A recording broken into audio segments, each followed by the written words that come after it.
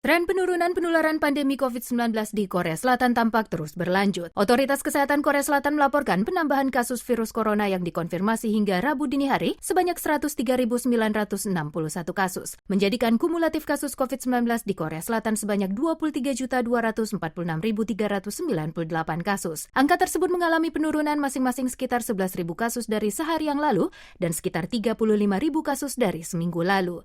Jumlah kasus penularan yang berasal dari luar negeri kembali menembus kisaran 400 kasus setelah sempat bertahan di bawah kisaran 300 kasus selama 6 hari. Jumlah pasien kritis yang dirawat di rumah sakit tercatat sebanyak 569 orang, tetap di atas 500 orang selama 8 hari berturut-turut.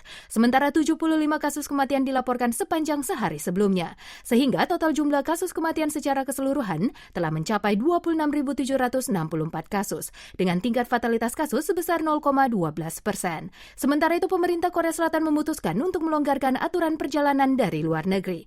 Mulai 3 September, pendatang dari luar negeri tidak lagi diwajibkan untuk menunjukkan hasil tes PCR negatif saat tiba di bandar udara di Korea Selatan.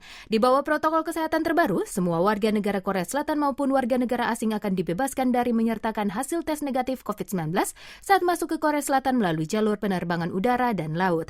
Namun demikian, kewajiban untuk melakukan tes PCR dalam sehari setelah tiba di Korea Selatan akan tetap diberlakukan. Ini untuk mencegah penularan varian baru COVID-19 dari luar negeri. Vaksin booster bivalent yang memberikan kekebalan kuat melawan subvarian Omikron BA5 akan dipasok ke Korea Selatan pada kuartal keempat tahun ini. Pemerintah berencana akan terlebih dahulu menjalankan vaksinasi vaksin booster bivalent bagi kelompok masyarakat beresiko tinggi dan orang dewasa berusia 18 tahun ke atas yang telah mendapatkan vaksin dosis kedua.